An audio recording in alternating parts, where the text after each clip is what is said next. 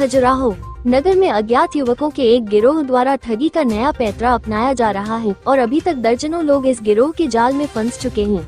दरअसल ये गिरोह दुकानों और पेट्रोल पंप पर लगे QR कोड के ऊपर अपना QR लगा रहे हैं, जिससे लोगों द्वारा किया जाने वाला भुगतान उनके खाते में चला जाता है।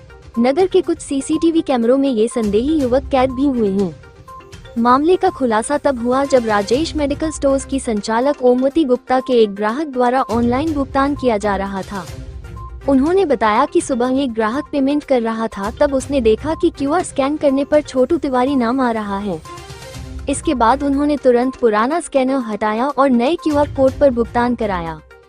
इसके साथ ही उन्होंने अपनी दुकान के CCTV की जांच की, जिसमें 3 नकाबपोश युवक QR कोड में छेड़छाड़ करते नजर आए।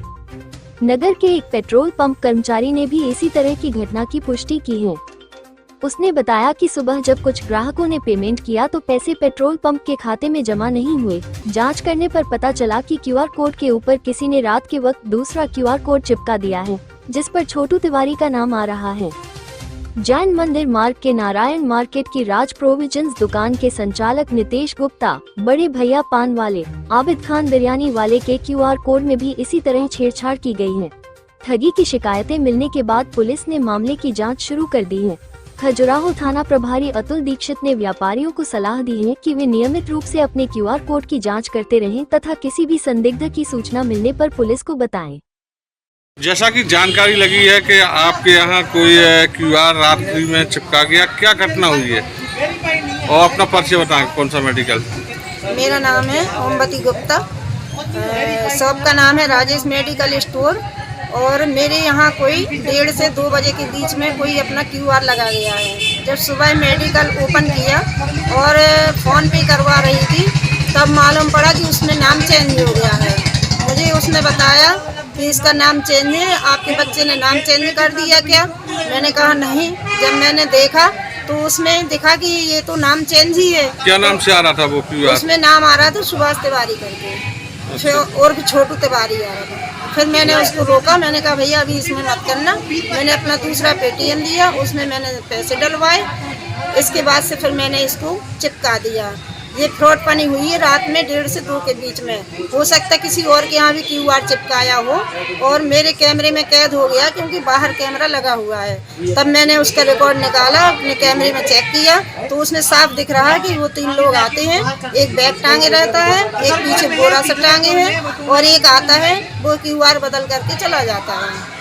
इतनी घटना इस दुकान पे हुई है। तो आपका कोई हानि तो नहीं हुआ है? नहीं, मेरी कोई हानि हुई। जैसे ही पहला केस हुआ है, उसने पेटीएम किया, जैसे ही मुझे पता चला मैंने वहीं पर रोक दिया, वहीं से अपना लॉक कर दिया।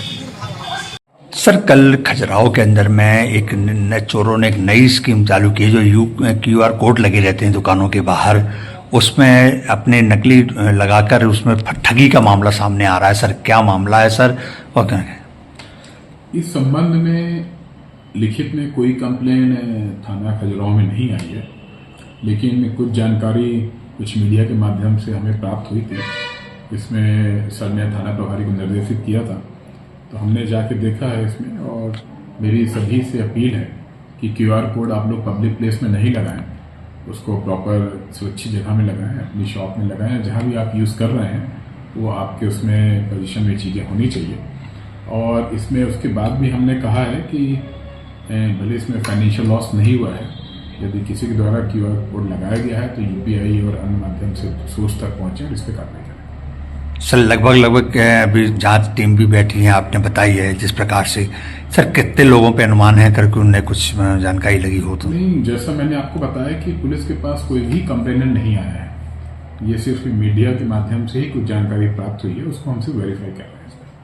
छतरपुर के लोगों को क्या मैसेज देना चाहें या जिले वाली वासियों को? और क्या सभी से अपील है कि साइबर ठगी से बचें। लगातार आपको पुलिस विभाग, प्रशासन, RBI द्वारा अवेयर किया जा रहा है, और इसमें अपने हार्ड अर्न मनी को आप सुरक्षित रखें।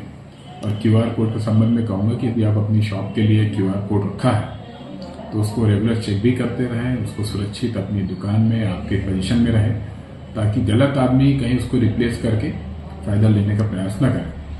और यदि ऐसा कोई इशू आपके संज्ञान में आता है, आपका लॉस होता है, तत्काल आप पुलिस को इन्फॉर्म करें। निश्चित इसमें हम वैधानिक कार्रवाई करेंगे।